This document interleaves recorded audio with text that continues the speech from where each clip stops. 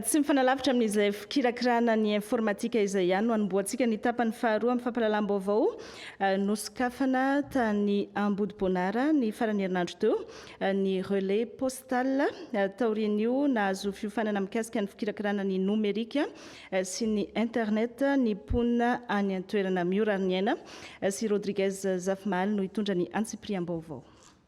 Zavatra mikepikepy ohatrany hoe zany manoratra na mafy dia tsy eo tsy eo zao rehefa mpendesinao dia mivoaka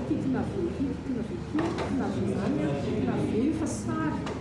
Mora amin'ireto mponina eto Ambodiboanara ireto manomboka izao ny ifandray amin'izao tontolo izao, anita pahalalana na koa hitady asa amin'ny alalan'ny internet ka ho tafiala amin'ny fitokana monina izy ireo noho ny nomerika.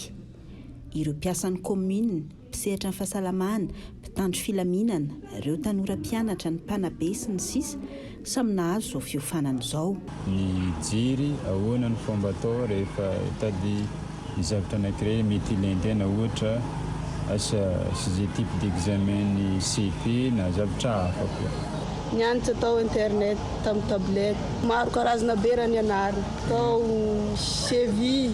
3 andro no faharetany ity fiofanana ity ka ny tanjona dia ny hitariana ny mponina mpiasa ny internet sy ny nomerika amin'ny fiainany andavanandro.